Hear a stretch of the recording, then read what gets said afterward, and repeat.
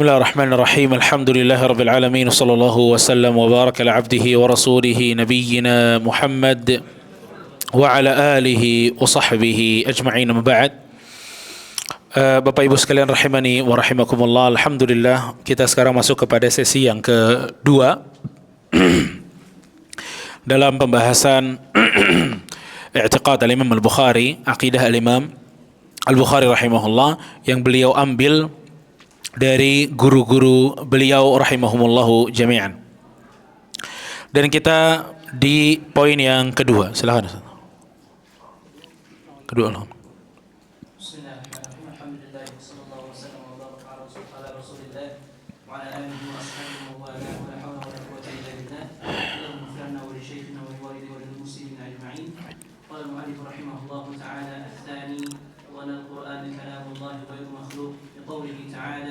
إن ربكم الله الذي خلق السماوات والأرض في 6 أيام ثم استوى على العرش يغشي الليل النهار يطلبه حثيثا والشمس والقمر والنجوم مسخرات بأمره ألا له الخلق والأمر تبارك الله رب العالمين. Kedua, sesungguhnya Al-Quran adalah kalam Allah, bukan makhluk.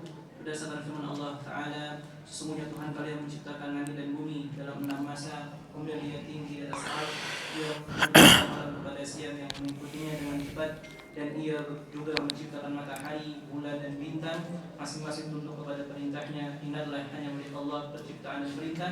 Maha suci Allah dan Tuhan semesta alam. Al-A'raf 54. Qala Abu Abdillah Muhammad bin Ismail qala Ibnu Uyainah fabayyana Allahu al-khalqa min al-amr biqawlihi ta'ala ala lahu al-khalqu wal-amru tabarakallahu rabbul alamin. Abu Abdillah Muhammad bin Ismail berkata, Ibnu Uyainah berkata, Allah membedakan antara penciptaan dan perintahnya. Allah berfirman, ingatlah hanya milik Allah penciptaan dan perintah. Maksudnya Allah Tuhan semesta alam. Al-A'raf 54. Iya. Baik. Jadi yang kedua itu tentang bahwa Allah memiliki sifat kalam, sifat berbicara, dan kemudian Al-Quran merupakan kalamullah, ucapan-ucapan Allah subhanahu wa ta'ala. Taib. Tadi ada dalil surat At-Taubah ayat ke-6, juga surat Al-Baqarah ayat 75, juga hadis, ya. Hadis dari Nabi sallallahu alaihi wasallam dari Jabir radhiyallahu ta'ala anhu, anna Nabiy sallallahu alaihi wasallam qala, ala rajulun yahmiluni ila qaumihi fa inna Quraisyan qad mana'uni an uballigha kalam Rabbi. Kata Rasulullah SAW, tidakkah di antara kalian ada seseorang yang mau membawaku kepada kaumnya? Sesungguhnya orang-orang Quraisy melarangku an uballigha kalam Rabbi, untuk menyampaikan perkataan Rabbku. Di sini di hadis ini Rasul SAW dengan jelas mengatakan bahwasanya Quraisy telah melarangku untuk menyampaikan perkataan Rabbku. Ya, tandanya Rasul sallallahu alaihi wasallam juga meyakini hal yang sama, bahwa Al-Qur'an itu kalam, perkataan dari Allah Subhanahu wa taala, ya. Nah, sekarang dalilnya Al-Imam Al-Bukhari itu dalam surat Al-A'raf ayat 54. Taib.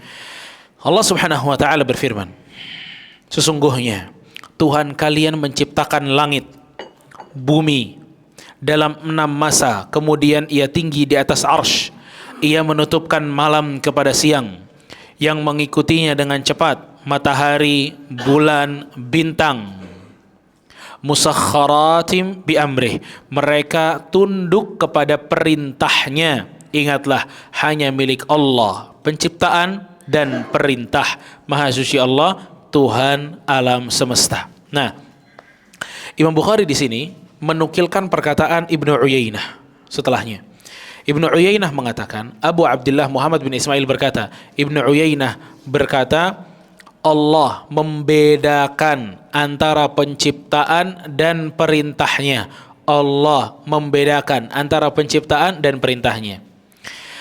Jadi jamaah sekalian rahimakumullah, Imam Bukhari ini dalam menyebutkan surat Al-A'raf 54, beliau menginginkan dalam surat Al-A'raf 54 Allah itu membedakan antara apa yang Allah ciptakan dan apa yang Allah katakan. Kenapa dibedakan sama Allah? Karena apa yang Allah ciptakan itu makhluk, apa yang Allah katakan itu bukan makhluk, makanya dibedain sama Allah. Itu yang Allah inginkan. Saya berikan penjelasan ya di dalam surat Al-A'raf 54 tadi itu. Misal, ya, Allah kan menyebutkan di situ ada ciptaan-ciptaan Allah yang disebutkan di sana. Apa saja? Apa coba sebutin di situ? Apa aja? Ada langit, terus apa lagi? Bumi, siang ya, malam, apa lagi? Bulan, bintang, ya, matahari, ya. Nah, ini kan banyak. Ini apa? Makhluk apa bukan? Iya jelas makhluk. Adakah di antara kita yang bukan makhluk di sini? Nggak ada. Alhamdulillah normal semua. Ya, kita pasti diciptakan. Oke. Nah, pada saat Allah menyebutkan langit, bumi, siang, malam, bulan, bintang, matahari, ya, Allahu khalaq. Allah menciptakan ini, ya. Dan semua ini musakharatin bi amrih. Mereka semuanya tunduk dengan perintahnya. Ya, kata Allah, tunduk dengan perintahnya. Perintahnya siapa? Allah kalau memerintahkan gimana caranya? Allah kalau memerintahkan bagaimana caranya? Mengatakan kun. Perkataan Allah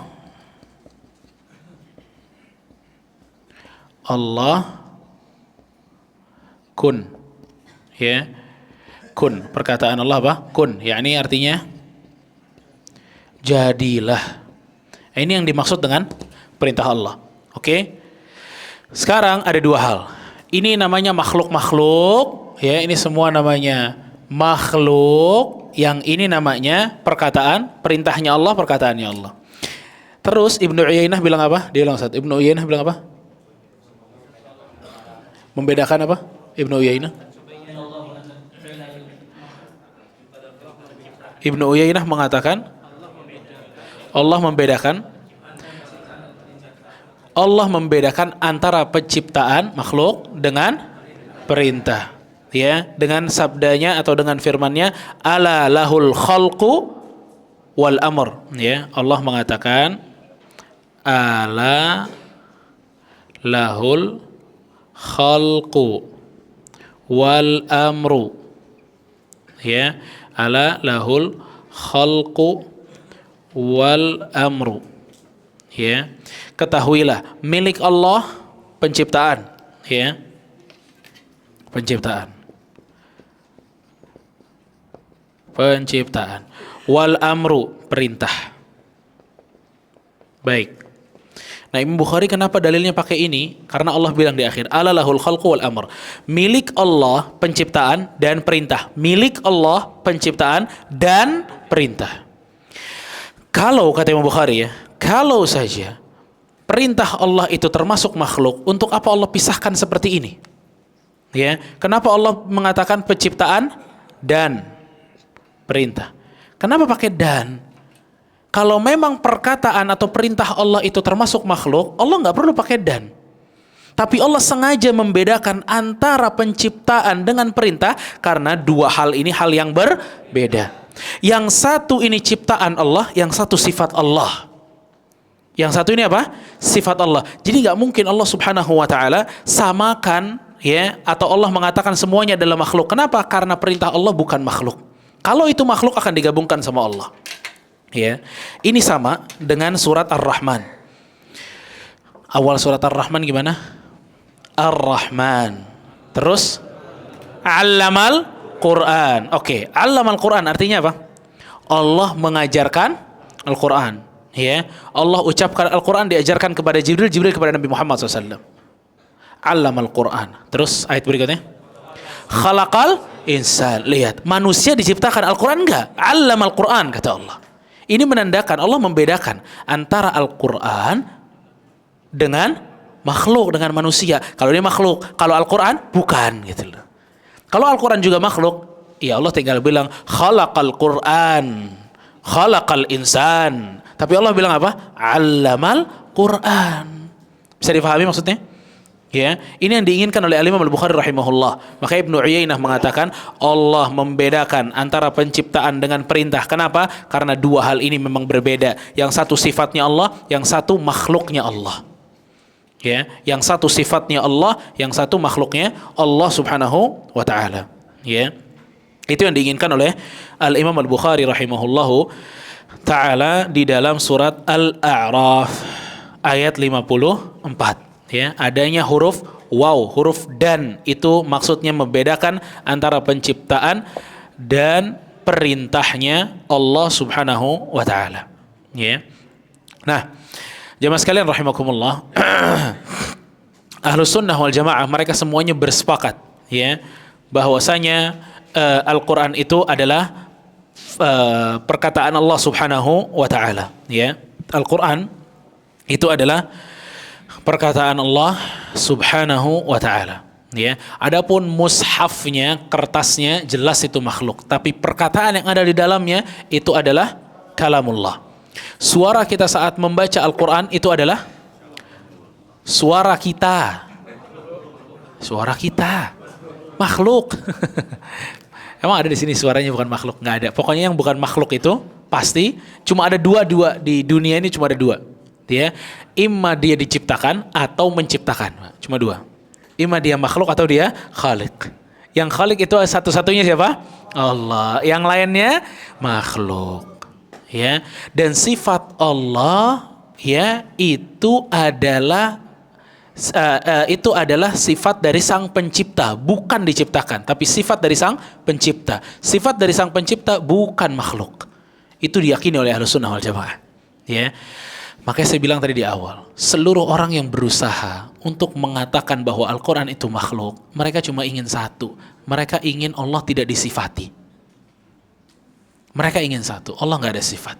Tapi kita lihat Imam Bukhari dan para ulama lainnya, justru mereka mensifati. Bahkan Imam Ahmad, kita tahu ceritanya bagaimana Imam Ahmad rahimahullah mempertahankan akidah ini dengan luar biasa, menyatakan bahwa Al-Quran itu kalamullah, bukan makhluk. Jadi sifat Allah itu ada pada Allah. Ya, sifat Allah itu ada pada Allah Subhanahu wa taala. Makanya akidah Ahlus Sunnah meyakini bahwa setiap ayat atau hadis yang datang menyebutkan nama dan sifat Allah, kita harus mengimaninya. Kita wajib mengimaninya tanpa takwil. Tidak perlu ditakwil. Ya, tidak perlu ditakwil. Kita imani sebagaimana yang datang dari Allah Subhanahu wa taala. Ya. Ini adalah akidahnya Imam Bukhari yang diambil dari lebih dari 1000 guru Imam Bukhari. Bukan akidahnya Ibnu Taimiyah. Ya, bukan akidahnya Muhammad bin Abdul Wahhab. Ya, tapi ini akidahnya para salaf rahimahumullahu jami'an. Baik. Itu yang kedua. Ketiga,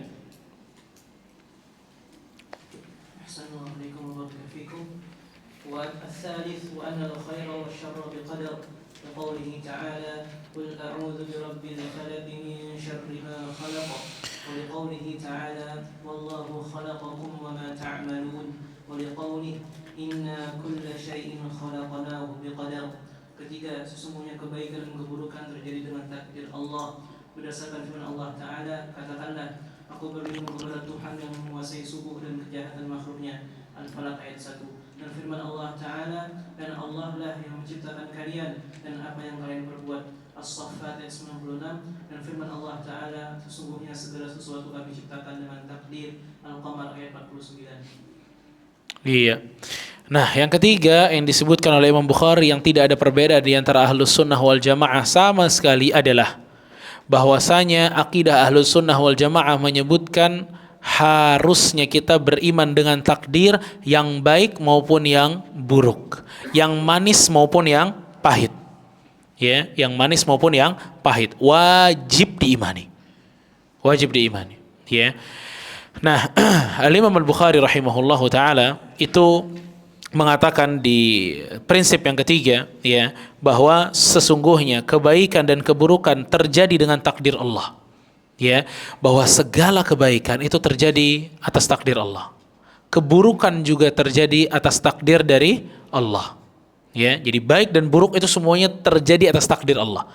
Anda mendapatkan rezeki dengan jumlah yang sangat besar, itu juga bagian dari takdir. Anda mendapatkan kerugian, musibah, itu juga dari takdir. Ini akidahnya Ahlus Sunnah. Ya, yakinilah sebagaimana mereka yakini. Qif haitsu waqafal qaum, kata para ulama, berdirilah sebagaimana para salaf berdiri. Ya, berdirilah sebagaimana para salaf berdiri. Maksudnya jangan keluar dari jalur mereka. Dalam masalah ini pun sama.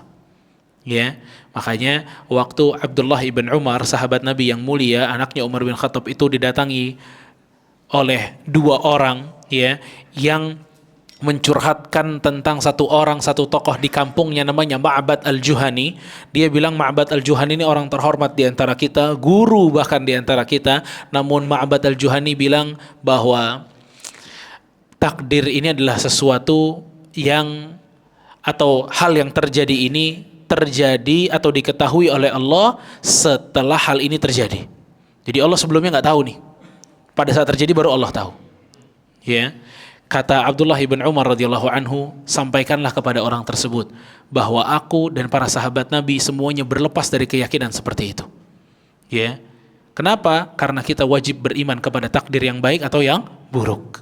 Bahwa semuanya telah ditetapkan oleh Allah Subhanahu wa taala. Mau itu baik ataupun itu buruk. Ya, mau itu baik ataupun itu buruk. Ini akidahnya Ahlus Sunnah wal Jamaah. Di antara dalil yang disebutkan oleh Imam Bukhari adalah surat Al-Falaq. Qul a'udzu birabbil falaq min syarri ma khalaq. Dari keburukan yang dia ciptakan. Allah Subhanahu wa taala menciptakan keburukan? Iya, Allah menciptakan setan. Apa fungsinya setan buat kita?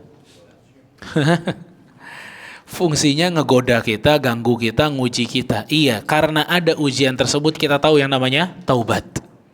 Ya, karena ada syaitan yang ganggu kita, kita tahu mana kebenaran, mana kejahatan. Ya, dengan adanya syaitan ini kita akan selalu meminta perlindungan kepada Allah Subhanahu wa taala. Ingat, maksudnya di sini adalah setiap Allah ciptakan keburukan bagi kita, maka ada di situ hikmah dan kebijaksanaan yang Allah inginkan.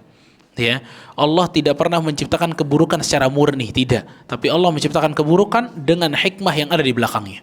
Hatta dengan penciptaan syaitan sekalipun. Ya. Kalau setan gak diciptakan sama Allah Subhanahu wa taala, nanti dari manusia akan tidak mengenal apa itu taubat, apa itu hijrah, apa itu manisnya iman. Ya, tapi pada saat kita tahu ini buruk, terus kita dapat kebaikan, kita tahu kelasnya, nilainya, kenikmatan kebaikan. Ya.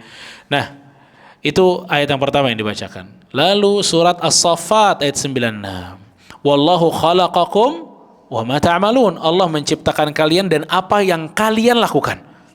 Ya, dan apa yang kalian lakukan. Jadi apapun yang kita lakukan itu semuanya sudah by design dari Allah Subhanahu wa taala. Ya, by design dari Allah Subhanahu wa taala. Juga surat Al-Qamar 49. Inna kulla syai'in khalaqnahu biqadar. Sesungguhnya segala sesuatu itu kami ciptakan dengan takdirnya, dengan hitungannya, kata Allah. Jadi Bapak Ibu sekalian rahimakumullah, ya. Dari semua rukun iman, ini rukun iman percaya takdir yang baik dan yang buruk, ini adalah rukun iman yang paling bisa menenangkan seorang yang beriman. Paling bisa menenangkan. Ya, paling bisa menenangkan pada saat kita tahu bahwa keburukan yang terjadi ini atas dasar takdir yang Allah berikan kepada kita. Allahu Akbar. Ini gak dimiliki sama orang kufar. Ya, makanya orang kufar tuh gampang stres. Ya, gampang galaunya, gampang frustasi. Kenapa? Karena mereka gak punya iman kepada takdir. Mereka akan cari alasan terus, mereka cari alasan. Kenapa begini? Kenapa begitu? Kaum mukminin enggak. Iya, gagal, kita boleh cari sebab secara manusiawi kegagalan itu kenapa. Tapi ada dasar yang kita miliki. Qaddarullah wa ma syaa fa'al. Ini takdir dari Allah. Allah berkehendak sebagaimana yang Ia kehendaki. Ini Pak, enggak ada yang lebih menenangkan daripada ini. Kita dapat musibah, kemudian kita ingat bahwa ini telah dituliskan oleh Allah. Itu menenangkan hati. Daripada kita sibuk mencari alasannya kenapa begini dan begitu. Ini menenangkan hati luar biasa. Ya, dan ini menjadikan seseorang itu berani dalam mengambil keputusan. Kenapa? Apapun yang saya ambil tidak akan lebih dari takdir Allah Azza wa Jalla. Menjadikan orang lebih berani. Kalau tidak seperti ini orang banyak pengecutnya. Ya, karena sejahat-jahatnya manusia, nah ini apalagi zaman now, ya, kita di framing dengan luar biasa bahwa banyak orang jahat yang akan menyerang kita. Ya, di sana dan di sini, mulai dari pemerintahnya sampai rakyat-rakyatnya jahat semua. Mereka akan mencuri dari kita, mereka akan ambil ini. Sejahat-jahatnya manusia nggak akan lebih daripada takdir yang Allah tentukan, nggak akan. Ada manusia paling jahat nih, ya, Fir'aun tuh jahat banget, pengen bunuh Musa. Iya, rencana Fir'aun, jadinya apa? Fir'aun yang terbunuh, bukan Musanya yang terbunuh. Sebusuk-busuknya manusia, dijamin seluruh rencananya tidak akan berjalan kecuali atas takdir Allah. Sudah. Jadi nggak usah parno banget, karena kita masih punya Allah. Ya, kita masih punya Allah. Kita ini orang yang beriman biiznillah. Ya, kita beriman kepada takdir. Jadi nggak mungkin ada orang bisa melakukan seluruh apa yang dia rencanakan. Tidak ada. Tidak ada. Nabi aja kagak bisa. Gimana selain Nabi? Ya, Nabi di antara yang diinginkan sama Nabi apa? Pamannya masuk Islam, Abu Thalib. Masuk nggak Islam? Enggak bisa. Semua ada takdir yang Allah ciptakan. Allah batasi, ini nggak bisa, yang ini nggak bisa, yang ini bisa. Ada suatu hal yang tidak kita rencanakan tapi jalan. Itu takdir Allah. Ini orang-orang beriman tuh punya ini nikmat banget luar biasa. Ya. Dah, nikmat mempercayai takdir yang baik dan yang buruk itu harus dirawat Bapak Ibu sekalian, harus dirawat. Kenapa? Karena setan sering bermain di bagian ini. Dan kalau untuk anak-anak muda terutama, itu paling banyak ditanyain tuh masalah takdir, masalah jodoh. Ya. Ustaz, gimana jodoh saya ya? Jadi takdir, apakah mungkin saya akan bisa berjodoh dengan orang-orang yang baik? Masalah rezeki, ya, itu semua jawaban baliknya ke takdir. Ya subhanallah. Ya, ini harus kita pahami. Nikmat mempercayai takdir harus dirawat. Dengan apa? Dengan tidak terlalu masuk dalam bagian takdir. Memang Allah tidak mau orang banyak-banyak masuk dalam bagian takdir. Kenapa? Karena pada prinsipnya takdir itu adalah rahasianya Allah. Fala tukshifu. Jangan coba-coba buka. Biarkan dia berjalan. Allah cuma punya satu perintah kepada kita. Apa itu? I'malu. Beramal aja. Positif aja, bismillah, jalan aja. Nanti yang ngatur Allah sudah. Anda berhasil, Anda tidak berhasil, Anda sukses, tidak sukses, Allah yang ngatur sudah. Tugas kita bukan mikirin takdir kita. Tugas kita mengamalkan apa yang harus kita amalkan. Itu. Coba cari ayat dan hadis yang mengatakan, yang memerintahkan kita pikirin takdir Anda. Nggak ada. Tidak ada. Bahkan setelah sabda Rasul SAW yang mengatakan bahwa setiap orang telah ditentukan tempatnya di surga atau di neraka. Bayangin, setiap orang telah dituliskan tempatnya di surga atau di neraka. Apa kata sahabat? Famal amal. Terus ngapain kita melakukannya ya Rasulullah? Ngapain kita beramal? Apa kata Rasulullah SAW? I'malu. Memang tugas kalian cuma beramal. Mau ngapain lagi kita Rasul? Mau mikirin takdir? Nggak sampai. Nggak sampai. Ini rahasia Allah. Biar Allah yang tahu sudah. Dan itu juga nikmat pada saat kita tidak tahu takdir kita. Makanya dunia menantang, akhirat menantang, karena kita nggak tahu takdir kita. Ya, sekarang kalau kita tahu takdir kita, ya, jam 11 mestinya Anda akan ada yang transfer sebanyak 100 juta rupiah. Kalau Anda tahu takdir Anda jam 11 tuh masuk transferan 100 juta. Apakah 11 kurang 10 Anda akan tenang seperti ini? Bakal tenang nggak kita? Enggak lah, cek. Taruh lagi. Ustadz ngomong apa, dia udah mikir yang lain nih. 100 juta. Bakal kesini, ke situ. Ya. Tapi subhanallah, itu kalau takdirnya baik. Kalau takdirnya buruk, jam 11, ya, itu bangunan ambruk misalnya. Apakah ada yang bisa bertahan di sini? Tidak ada. Tidak ada. Ini subhanallah. Rahasia Allah itu indah buat kita. Jangan coba-coba buka. Allah udah tutupin. Allah paling tahu apa yang mesti dimiliki oleh manusia. Udah tenang. Ya, makanya di sini kita kalau ngomongin takdir baik dan takdir buruk, kita mesti kembali betul untuk menyelami sifat-sifat Allah Azza wa Jalla. Kita mesti tahu sifat-sifat Allah yang sudah menjamin rezekinya dijamin, keselamatan, kebahagiaan dijamin sama Allah. Ya, Pak, kalau yang ngatur takdir kita ini manusia yang jahat sama kita panik, oke. Tapi ini yang ngatur ini maha menyayangi, maha mengasihi. Yang ngatur Allah. justru kita malah khawatir. Ya subhanallah. Ya, makanya ini iman kepada takdir baik dan buruk ini, Allahu Akbar, nikmatnya luar biasa bagi orang mukmin, luar biasa. Ya, karena dia bisa menenangkan dirinya dengan ini. Di antaranya hadis, ya, dari Abdullah bin Abbas. Hadis ada di Arba'in Nawawi juga ini. Kata Ibnu Abbas, kuntu khalfan Nabi sallallahu alaihi wasallam. Aku berada di belakang Nabi sallallahu alaihi wasallam di satu hari. Lalu Nabi bilang, ini kepada anak kecil, Ibnu Abbas, kata Nabi, ya ghulam, nak, kata Nabi, inni u'allimuka kalimat, aku akan mengajarkan kepada kamu beberapa kalimat. Ihfazillah yahfazka, ihfazillah tajiduhu tujahak, jagalah Allah maka engkau akan menemuinya di hadapanmu. Wa idza sa'alta fas'alillah, kalau minta, mintalah kepada Allah. Wa idza ista'anta fasta'in billah, kalau minta tolong, minta tolonglah kepada Allah. Dan ketahuilah, annal ummata law ijtama'at ala an yanfa'uka bi syai'in lan yanfa'uka illa bi syai'in qad katabahu Allahu lak. Nah, ketahuilah bahwa jika umat ini semuanya berkumpul untuk memberikan kamu untung dan manfaat, sesungguhnya mereka tidak bisa memberikan kamu untung atau manfaat kecuali hanya sekedar yang Allah takdirkan untukmu. Lalu dibilang lagi sama Rasul, wa in ijtama'u ala an yadurruka bi syai'in lam yadurruka bi syai'in qad katabahu Allahu 'alaik. Dan jika seluruh umat ini bersepakat untuk memberikan keburukan dan membahayakan dirimu, niscaya mereka tidak akan bisa memberikan bahaya dan keburukan bagimu kecuali hanya dengan apa yang Allah takdirkan untukmu. Rufi'atil aqlam wa jaffatis suhuf, pena takdir telah diangkat, lembarannya pun telah kering, kata Allah. Subhanallah. Ya, kata Rasulullah SAW. Dalam riwayat tambahannya, ihfazillah tajiduhu amamak, jagalah Allah, niscaya Allah ada di hadapanmu. Ta'arraf ilallahi fir rakha ya'rifka fi syiddah, kenali Allah saat kamu bahagia, Allah akan membantumu saat kamu sulit. Wa'alam anna ma akhta'aka lam yakun liyusibak, ketahuilah apa yang bukan takdir kamu tidak akan didapatkan olehmu, dan apa yang mestinya jadi takdirmu tidak akan pernah meleset. Wa'alam anna nasra ma'as sabr, ketahuilah pertolongan datang bersamaan dengan kesabaran, dan jalan keluar bersamaan dengan kesulitan, dan kesulitan akan datang bersamaan dengan kemudahan. Allahu Akbar. Ya, lihat ini kan akidah indah banget. Dan ini diajarin sama Nabi kepada anak-anak, Pak. Bayangin, ke anak-anak. Berarti nanti kalau anak ini tumbuh, akidahnya sudah seindah ini. Kepercayaan dia tentang iman kepada takdir sudah seindah ini. Tapi kadang di antara kita telat belajarnya.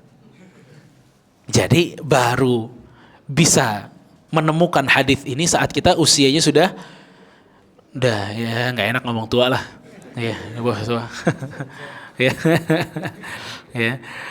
Fa'ala kulli hal, dari sini Imam Bukhari rahimahullahu taala ingin juga memberikan kepada kita, inilah yang diyakini oleh imam-imam Ahlus Sunnah, bahwa takdir yang baik dan buruk itu memang telah disiapkan oleh Allah Azza wa Jalla. Ya, dan kita tidak diperintahkan untuk memikirkan takdirnya, tidak. Ya, tidak. Bahkan Allah di sini mengatakan qul a'udzu birabbil falaq. Ya Allah, aku berlindung kepadamu. Berlindung, kalau ada yang buruk-buruk kita berlindung sama Allah. Ya Allah, aku berlindung dari takdir-takdir yang buruk. Itu berlindung sudah. Karena memang kita nggak punya lagi apa yang bisa kita lakukan kecuali itu. Ya. Nah, jamaah sekalian rahimani rahimakumullah. Ada beberapa orang berusaha, ya, kalau berbuat keburukan, ya, kalau berbuat keburukan dia beralasan dengan takdir, ya. Misal orang kerja, kita punya karyawan kita kerja, kemudian kerjanya gagal, ya, biasanya ikhwan lagi, qadarullah pak. Iya, qadarullah, siapa yang nggak percaya takdir? Bosnya juga, masya Allah, Ahlus Sunnah juga bosnya, ya. Cuma masalah bosnya ini kenapa sebabnya? Ya, apakah ada kekurangan dari kita atau tidak? Itu tetap aja bisa untuk kita eksplor. Kalau kita emang ada kekurangan, ya Allah tetap minta untuk memperbaiki diri. Walaupun semuanya di bawah takdir Allah, tapi kita kan nggak tahu takdir Allah seperti apa. Ya. Nah, di surat Al-An'am ayat 148 149, untuk setiap orang yang kalau salah, yang kalau maksiat, yang kalau dosa alasan nama takdir, kalian punya salafnya. Surat Al-An'am 138 139. Kalian punya salafnya, kalian punya panutannya, kalian punya pendahulunya. Siapa? Orang-orang musyrikin. Ya. Apa yang dikatakan orang musyrikin? Sayaqulul ladzina asyraku law syaa Allah ma asyrakna. Kata orang-orang musyrikin, ya kalau Allah nggak kehendaki kan kita nggak bakal musyrik. Sama ini dengan orang-orang yang dosa. Kenapa antum makan riba? Ya kalau Allah nggak takdirkan kan Anda juga nggak bakal makan riba. Ajib. Ya. Makanya kan ada riwayat dari Umar bin Khattab ya, ada orang yang mencuri. Dia bilang, wahai Umar, aku mencuri karena takdir. Kata Umar, Anda potong tangan ente juga takdir. Ya, subhanallah. Jadi dalam surat Al-An'am 148-149, di situ Allah Subhanahu wa taala menceritakan tentang bagaimana alasannya orang-orang musyrikin pada saat melakukan dosa. Apa? Takdir. Ya, melakukan dosa itu dengan takdir. Kadzalika kadzdzabal ladzina min qablihim hatta dzaqu ba'sana. Kata Allah, begitulah mereka mendustakan kami dan mereka akan mendapatkan azab yang pedih. Ya, azab yang pedih. Makanya di dalam Ahlus Sunnah nggak boleh kalau kita salah atau kita berdosa nyalahin takdirnya, nggak boleh. Ya, tetap aja ini kesalahan kita istighfar kepada Allah. Kita bertaubat kepada Allah Azza wa Jalla. Ya, karena itu bukan hal yang bijak. Kalau itu bijak sudah dilakukan oleh para sahabat Nabi sallallahu alaihi wasallam. Dan ini yang biasanya menjadikan seseorang itu berlindung gitu loh. Apalagi dengan kasus-kasus yang saya sebutkan misalnya tadi. Ya qadarullah, mau gimana lagi? Ya, waduh. Kan ada namanya, katanya sekarang tuh ada ikhwan qadarullah.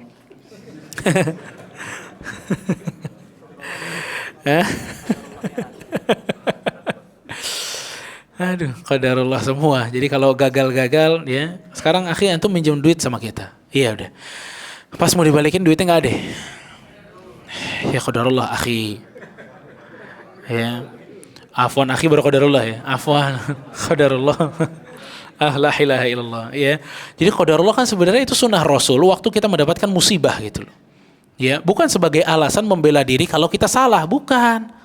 Itu qadarullah itu terlalu suci untuk membentengi kebusukan Anda. Iya, terlalu suci dia. Ya, enggak boleh kita alasan-alasan syar'i untuk hal-hal begitu, enggak boleh. Ya, ini mirip-mirip dengan keadaan orang kalau diundang sama orang lain.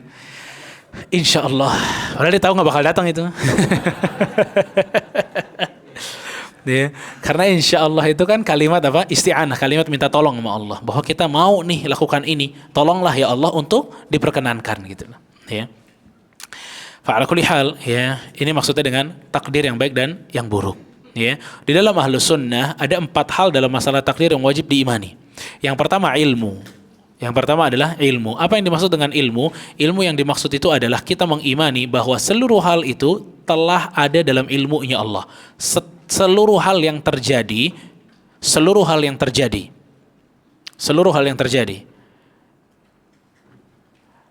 atau yang akan terjadi.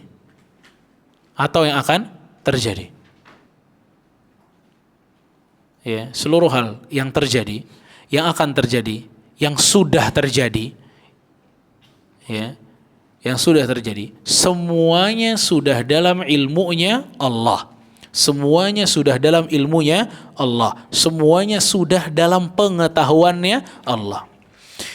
Allah Subhanahu wa taala telah mengetahui bahwa di Al-Mizan pada hari ini akan ada daurah. Itu sudah tahu. Antum lagi nyatat, Allah sudah tahu. Ya, itu sudah tahu. Itu yang pertama, ilmu. Harus kita imani bahwa seluruhnya tidak akan keluar dari ilmunya Allah, pengetahuannya. Itu satu. Kedua, kitabah.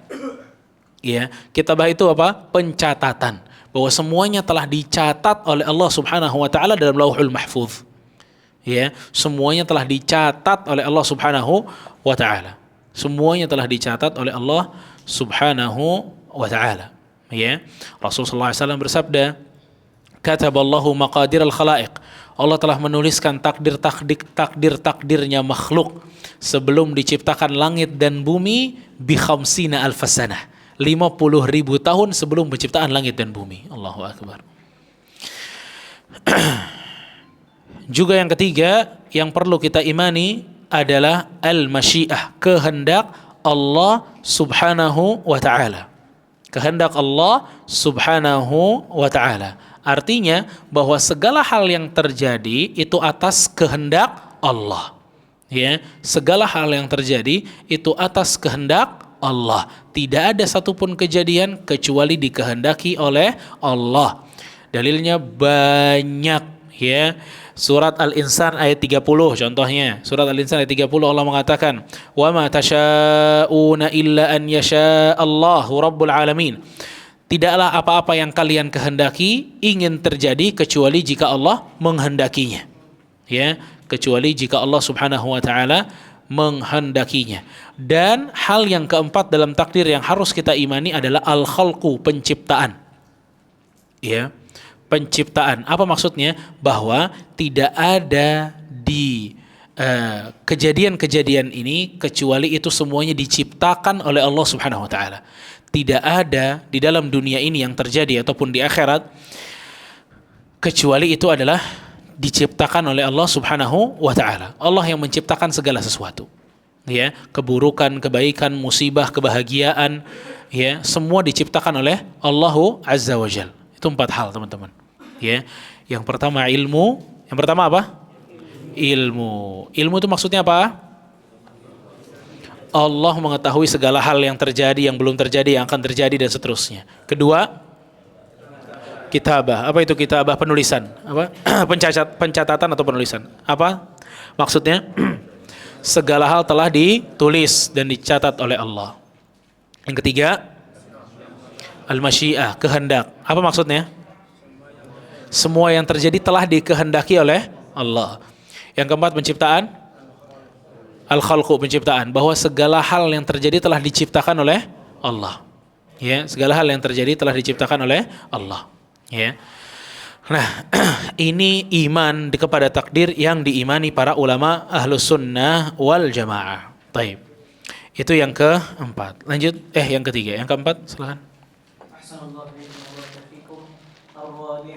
ولم يكونوا يكفرون أحدا من أهل القبلة بالذنب قوله تعالى إن الله لا يغفر أن يشرك به ويغفر ما دون ذلك لمن يشاء. Keempat, mereka tidak mengkafirkan seorang ahli qiblat atau muslim dengan sebuah dosa. Berdasarkan firman Allah Ta'ala, sesungguhnya Allah tidak mengampuni orang yang berbuat syirik dan Ia mengampuni dosa selain itu bagi orang yang Ia kehendaki. An-Nisa ayat 48. Iya, barakallahu fiik. Sekarang yang 4. Imam Bukhari di sini ingin menjelaskan kepada kita tentang akidahnya Ahlus Sunnah wal Jamaah yang tidak suka mengkafir-kafirkan orang ahli kiblat. Ya. Orang ahli kiblat itu maksudnya apa? Muslim. Ya, sekarang misalnya ada orang datang ke Al-Mizan sholat. Beres sholat antum tanya, "Mas, Muslim?" Lah, kan sholat barusan. Ya, kiblatnya juga ngadep sono, ngadep sini semua. Ya, makanya ini konyol kan kalau kita tanyain kan. Nah, ini maksudnya Imam Bukhari.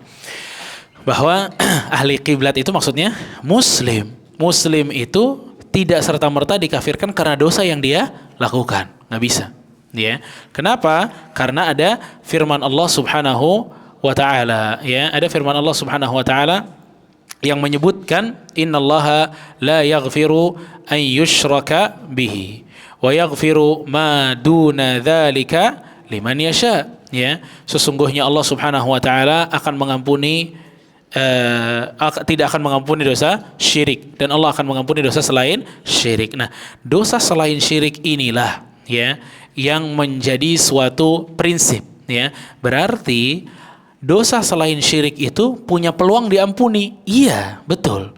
Punya peluang diampuni. Kalau punya peluang diampuni berarti tidak kafir, karena orang kafir nggak diampuni. Ya, orang musyrik tidak diampuni, tapi orang yang selain itu masih bisa diampuni.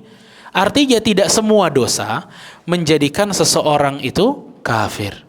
Ya, tidak menjadikan semua orang atau seseorang yang melakukan dosa itu kafir. Baik. Di sini, ya, disebutkan oleh para ulama bahwasanya Al-Imam Al-Bukhari rahimahullahu taala, beliau ingin juga yang keempat ini membantah orang-orang Khawarij. Kenapa orang-orang Khawarij, orang Rafidhah, ya, ini luar biasa. Orang Khawarij, orang Rafidhah ini diantara kelompok yang senang sekali untuk mengkafirkan orang-orang. Ya, senang mengkafirkan orang-orang. Adapun Ahlus Sunnah tidak. Ahlus Sunnah itu tidak serampangan dalam memberikan status kafir kepada orang-orang yang melakukan dosa. Ya, tidak seperti itu. Makanya Imam Bukhari di sini mengatakan bahwa dengan tidak serta-merta orang Muslim karena berdosa kemudian dia kafir, tidak. Ya. Namun kalau ada orang beriman berdosa, kita juga tidak katakan bahwa orang mukmin ini memiliki iman yang sempurna. Tentu tidak. Ini akidah Ahlus Sunnah. Ya. Paling mudah ya jemaah sekalian rahimakumullah. Saya berikan contoh nih. Contohnya mudah sekali. Ya, dengan ini kita bisa mengetahui dengan mudah bagaimana keyakinan para Ahlus Sunnah wal Jamaah. Contoh ya, seorang mukmin ya, kalau kita nilai keimanan paling tinggi itu adalah 1 juta. Nah, oke, 1 juta. Lalu di antara orang mukmin ada yang makan riba. Oke, riba. Riba itu jamaah itu adalah dosa yang membawa kekafiran atau tidak? Tidak, tapi dia golongan dosa-dosa besar. Maka apa yang hilang? Ya, nolnya aja yang hilang. Jadi berapa ini? Jadi 10.000. Tadi mentoknya berapa? 1 juta. Karena dia makan riba, turunlah imannya. Ya, paham? Turun imannya. Oke, sekarang dia dimulai dari 10.000. Ya, sekarang 10.000. Udah makan riba, ya, zina lagi. Emang parah banget sih orangnya. Ini udah makan riba, zina lagi. Kurang lagi, tentunya kurang lagi. Ya kita kurangin 1 deh. Ya, jadi berapa? 1.000. Ini orang beriman yang melakukan dosa. Dosa-dosa besar. Oke, kita balikin ke 1 juta. Ya. Sekarang ada orang ya yang beriman syirik kepada Allah Azza wa Jalla, doa kepada selain Allah. Kalau syirik kepada Allah itu dosa besar, apa sebuah hal yang bisa mengeluarkan orang dari Islam? Mengeluarkan. Taib. Kalau mengeluarkan ini yang hilang. Ada nilaikah? Tidak ada. Ya, ini ya yang disebut dengan Imam Bukhari rahimahullah, seseorang yang beriman tidak serta-merta dikeluarkan dari Islam gara-gara dosa yang dia lakukan. Kenapa? Karena dosa itu juga bertingkat-tingkat. Ya, ada yang bisa mengeluarkan orang dari Islam, ada juga yang tidak. Ya, tapi kalau dia melakukan suatu dosa seperti syirik, maka ininya yang hilang. Habis gitu loh, nggak ada nilainya. Fahim tum? Barakallahu fiik. Nah, ini yang diinginkan oleh Al-Imam Al-Bukhari rahimahullahu ta'ala. Taib. Lalu Al-Imam Al-Bukhari di sini ya, beliau mengatakan lam yakunu yukaffiruna ahadan min ahli qiblah. Ya, bahwa ulama-ulama yang ditemui oleh Al-Imam Al-Bukhari rahimahullahu taala itu tidak didapatkan oleh Al-Imam Al-Bukhari mengkafirkan orang ahli kiblat. Bayangin. Ulama tadi itu yang banyak itu, Bukhari nggak pernah dapati mereka mengkafirkan orang. Ahlus Sunnah ini luar biasa. Ya, Ahlus Sunnah nanti kita temui. Ahlus Sunnah itu membantah kebid'ahan, tapi untuk sampai menjadikan seseorang keluar dari Islam bukan manhajnya Ahlus Sunnah. Ahlus Sunnah sangat hati-hati betul dalam masalah hal ini. Ya, jadi perhatian juga kalau ada orang sembarangan dalam masalah kafir mengkafirkan, hati-hati. Biasanya Khawarij. Ya, mudah. Mereka akan mengkafirkan orang. Mereka akan mengkafirkan orang karena dosa-dosa. Ingat tuh, karena dosa-dosa. Ya, jadi jamaah barakallahu fikum, orang Khawarij itu mereka membangun akidah mereka. Di antara yang menjadi akidah mereka adalah kalau ada orang yang berdosa, maka orang itu berhak masuk neraka selama-lamanya.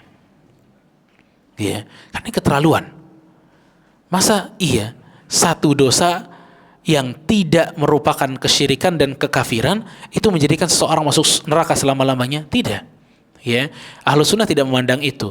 Nah, di antara yang menyebabkan Khawarij itu punya pandangan seperti itu, dan ini sebagai pelajaran aja buat kita semua, yang menjadikan Khawarij itu punya pandangan se-ekstrim itu adalah karena fokusnya orang Khawarij itu hanya kepada ayat dan hadis yang isinya siksa-siksa dan ancaman dari Allah.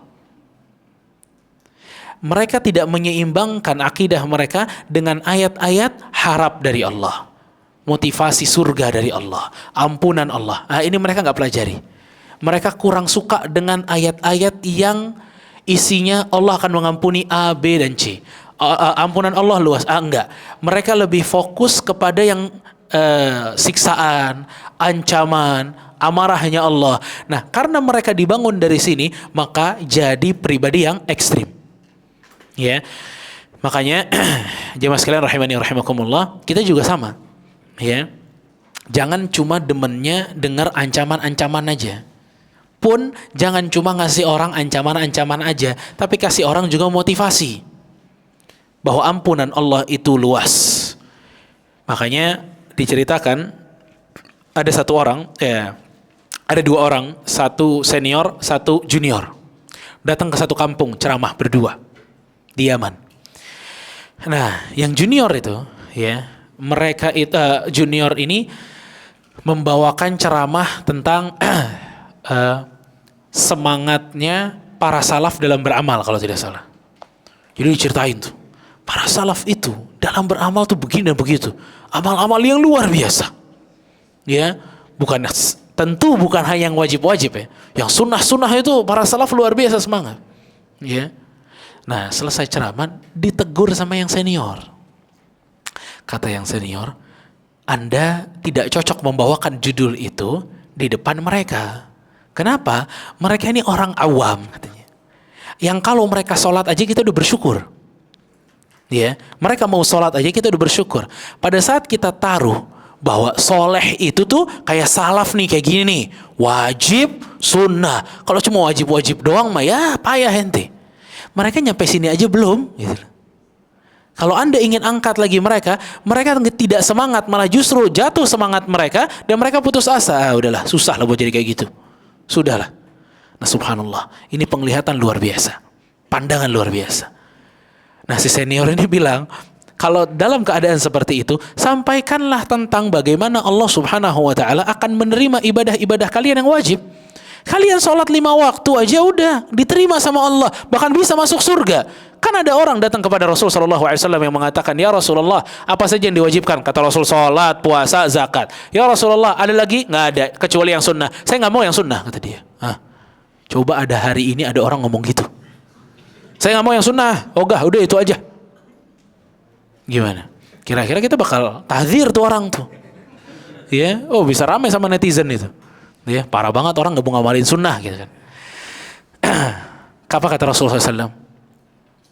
Aflah in sadaq. Maka orang itu akan beruntung jika dia jujur dengan apa yang dia katakan. Masuk surga dia dengan yang wajib-wajib itu. Lihat. Rasul nggak ngeklaim apapun kepada orang tersebut, tapi masuk surga malah. Ya. Nah, kita juga mesti dengar hadis-hadis seperti ini. Jadi pandangan kita kepada orang-orang kita juga bisa sesuaikan. Orang ini wajibnya aja keteteran, ente tambahin dengan yang sunnah. Ya. Ada waktu itu contoh aja ya. Ada satu orang ya, nggak sholat loh Pak. Nggak sholat. Orang ini punya 10 maksiat. Punya 10 maksiat. Di antara maksiat paling parahnya itu tidak sholat. Udah nggak ada lagi di atas itu nggak ada. Ya, dia nggak sholat. Tapi kadang suka minjem juga ke bank. Rokok juga. Ya, macam-macam lah. Kira-kira kalau kita mau benerin dia, benerin yang mana dulu? Kan sholat dulu, bener gak? Akhirnya ada satu ustadz bilang sama dia, ente sholat gak? Iya, ustadz sholat insya Allah. Jangan, udah berhenti dulu kerja, sholat dulu aja. Udah, sholat dulu kan. Nah, ini sebelahnya ustadz ini bilang, kata dia, ini udah gak sholat, ngerokok lagi. Lu berhenti juga lu ngerokok lu. Dia bilang, gue sholatnya belum beres nih. Disuruh berhenti rokok. Akhirnya ngerokok terus, sholat juga enggak. Paham maksudnya ya? Jadi para salaf itu senantiasa memberikan perbandingan. Nah, kalau orang-orang Khawarij itu kekencengan gitu loh. Dengarnya yang azab-azab terus akhirnya nggak bisa menyeimbangkan. Nah, ini juga nggak boleh gitu loh, nggak bijak. Ya, makanya kita tahu Rasul SAW tidak hanya memberikan ancaman, tapi Rasul juga memberikan janji-janji harapan. agar orang tuh bisa beribadah dengan baik, harapannya besar, rasa takutnya juga besar, bisa diseimbangkan gitu loh. Fa'ala kulli hal jemaah sekalian rahimani wa rahimakumullah, ini yang keempat yang disebutkan oleh Al-Imam Al-Bukhari rahimahullahu taala, bahwa tidak mengkafirkan orang ahli kiblat karena nggak boleh. Ya, karena tidak boleh. Ada satu riwayat, satu soleh, satu tidak soleh nih orangnya.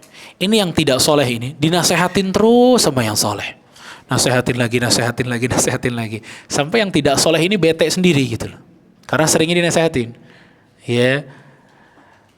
Kata yang tidak soleh ini ya, biarkan saya. Apa yang saya ingin lakukan, saya mau lakukan gitu loh. Ya udah kesel lah intinya. Gara-gara responnya seperti itu, orang yang soleh ini bilang, la yaghfirallahu lak. Allah tidak akan mengampunimu. Kata yang soleh. Ya. Lalu kemudian Rasulullah SAW mengatakan, wa inna Allah ta'ala qal. Lalu kemudian Allah mengatakan, man dzalladzi yata'alla alayya an aghfira li fulan. Siapa yang berani mendahuluiku bahwa aku tidak akan mengampuni si fulan, fa ini qad ghafartu li fulan. Aku telah mengampuni dosa orang tersebut dan aku telah menghapuskan amalan orang yang soleh tadi. Subhanallah. Ya, bayangin. Pertama dari sini kita juga tahu bahwasanya orang yang berdosa nggak mesti kafir, ya. Bahkan ternyata orang yang terburu-buru dalam menghukumi seseorang dia tidak akan diampuni oleh Allah, dia menjadi penduduk neraka, itu semua julukannya balik kepada dia. Man qala li akhihi kafir fahuwa kafir. Siapa yang mengatakan kepada saudaranya kafir, maka kafirnya balik kepada dia. Kata Rasulullah SAW. Ya, intinya Imam Bukhari ingin ngasih tahu kepada kita bahwa di dalam Ahlus Sunnah nggak ada manhaj yang mudah-mudah mengkafirkan, tidak ada. Ya.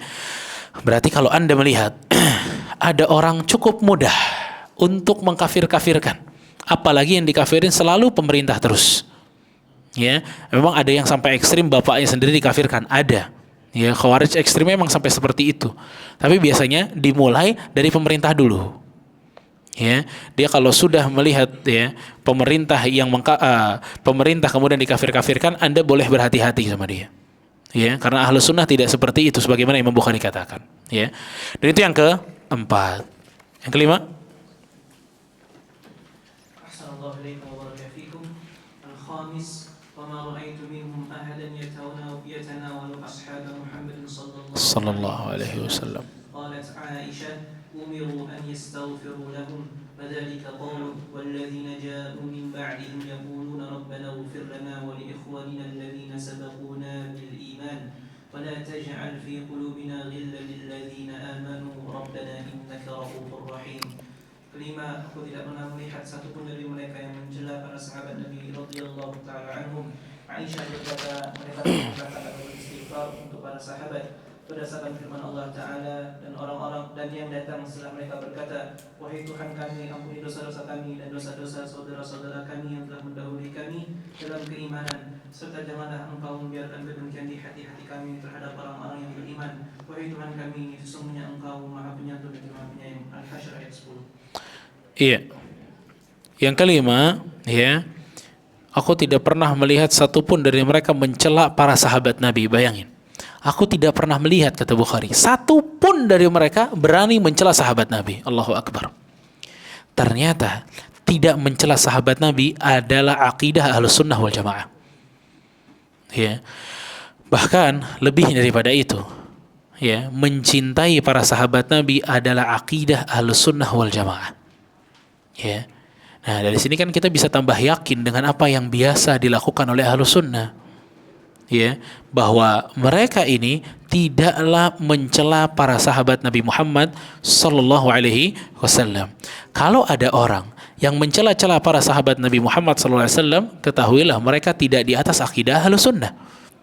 Bahkan di antara orang yang paling sering menghina sahabat Nabi adalah Syiah. Orang-orang Syiah, mereka yang paling semangat untuk menghina para sahabat Nabi Muhammad sallallahu alaihi wasallam. Ya. Imam Bukhari rahimahullah membawakan perkataan Aisyah. Kata Imam Bukhari rahimahullah, umiru an yastaghfiru lahum. Kata Aisyah, orang-orang itu diperintahkan oleh Allah untuk memintakan ampun untuk para sahabat. Ya, memintakan ampun untuk para sahabat. Wa dzalika qauluhu, dan itu berdasarkan dalil surat Al-Hasyr ayat ke-10. Rabbana ighfir lana wa li ikhwanina alladzina sabaquna bil iman. Ya Allah, ampunilah kami dan saudara-saudara kami yang lebih dahulu beriman. Wa la taj'al fi qulubina ghillan lil ladzina amanu. Dan janganlah engkau jadikan di dalam hati-hati kami itu ada ghil. Ghil itu kedengkian, kebencian kepada orang-orang yang beriman sebelum kami. Innaka Ra'ufur Rahim. Maksudnya, kata Al-Imam Al-Qurtubi rahimahullah, hadhil ayah dalilun ala wujubi mahabbatis sahabah. Ini adalah dalil wajibnya mencintai para sahabat.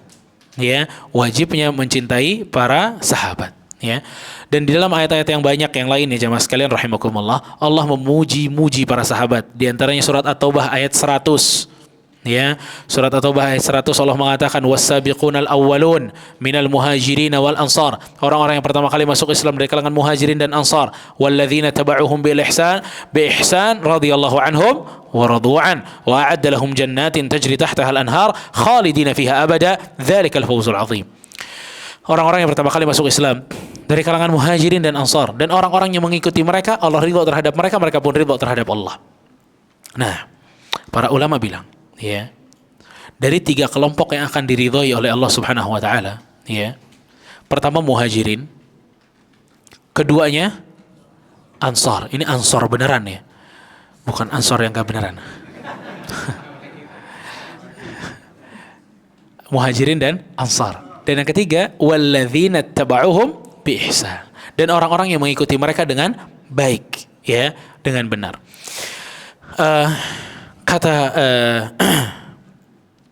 Kata para ulama, ya, di antara kita tidak ada yang masuk dalam bagian muhajirin, ya, di antara kita tidak ada yang bisa masuk bagian muhajirin, dan di antara kita juga tidak ada yang masuk golongan ansar. Kesempatan kita cuma yang ketiga. Siapa mereka? Yang mengikuti muhajirin dan ansar. Ini kan dalil cukup jelas bahwa kita nggak boleh membenci para sahabat. Bahkan dalil yang lebih jelas daripada itu, Rasul kita SAW mengatakan, La tasubbu ashabi. Jangan menghina sahabatku. Kenapa? Falau anna ahadakum anfaqa mithla uhudin dhahaban ma balagha mudda ahadihim wala nasifah. Jika kalian berinfak 1 gunung Uhud emas, tidak akan menyamai infaknya sahabat yang hanya 1 genggam ataupun separuhnya. Dalam riwayat yang lain, ya, dikatakan dengan hadis yang mirip dengan itu, jika kalian beribadah, ya, selama ratusan tahun tidak akan menyamai ibadah sahabat yang cuma 40 tahun. Ya, maksudnya di hadis ini adalah bahwa kelasnya para sahabat memang tidak bisa disaingi dengan siapapun. Kelasnya para sahabat Allah telah tetapkan tidak bisa disaingi oleh orang yang datang selanjutnya, tidak bisa. Udah tutup, the case close. Sahabat di atas kalian, selesai. Tugas kita mencintai para sahabat Nabi Muhammad sallallahu alaihi wasallam. Ya. Maka dari sini jamaah sekalian, yang kelima yang Imam Bukhari rahimahullahu ta'ala katakan adalah tidak boleh di dalam akidah Ahlus Sunnah mencela para sahabat Nabi. Ya.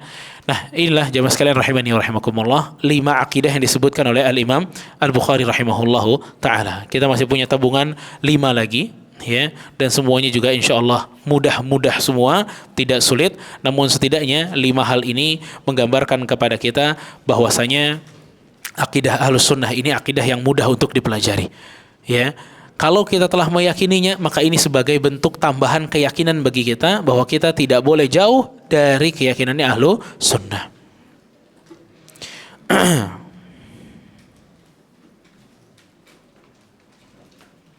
Baik. Sekarang kita kuis lagi berarti. Ya, hadiahnya banyak ini. Baik. Buat ibu-ibu dulu. Tadi saya sebutkan di dalam masalah iman kepada takdir ada 4 hal yang wajib kita ketahui dan yakini dalam masalah takdir. Silakan.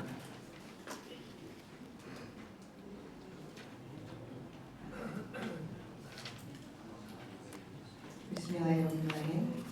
Empat yang wajib diimani. Yang pertama ilmu, yang kedua kitabah atau pencatatan, yang ketiga kehendak Allah, yang keempat penciptaan.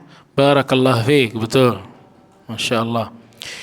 Buat bapak-bapak, bapak masih pada seger apa enggak sih ini sebenarnya? Seger sih kelihatan ini, Masya Allah nih. Hah? Masya Allah, Masya Allah.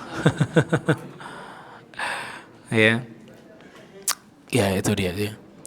Ini bapak-bapak ada yang pendukung bola juga nih kayaknya. Ya, takdir Pak, takdir. Alhamdulillah.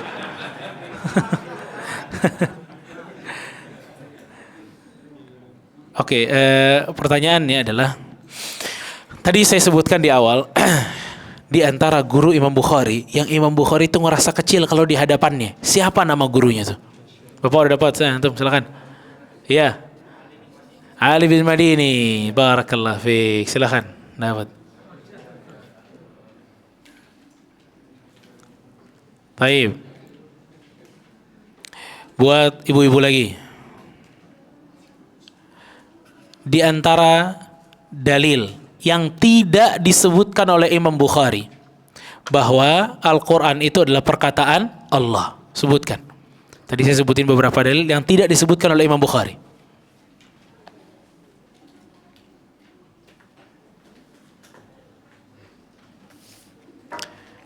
Silakan. Ada dalil yang saya sebutkan yang tidak disebutkan Imam Bukhari, ya, tentang Al-Quran adalah perkataan Allah, ya, tentang Al-Quran adalah perkataan Allah.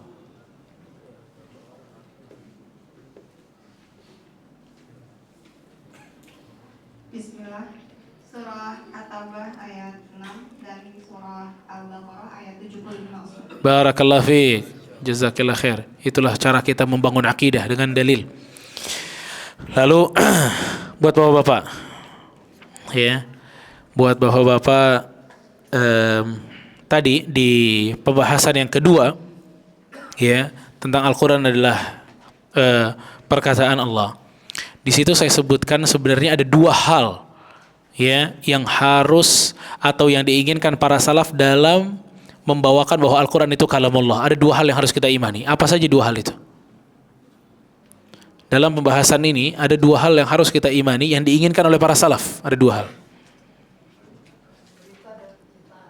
Enggak, bukan yang takdir. Yang nomor 2 tentang Al-Quran adalah kalamullah, bukan makhluk. Ada dua hal. Ada dua hal yang wajib diyakini yang diinginkan oleh para salaf dari kalimat mereka, sesungguhnya Al-Quran adalah kalamullah. Silakan Pak. Lah, bukan masalah takdir. Afwan, bukan yang itu. Lain lagi Pak, afwan. Bukan yang itu. Mudah sekali. Sesungguhnya Al-Quran adalah kalamullah. Apa yang diinginkan para salaf dari perkataannya ini?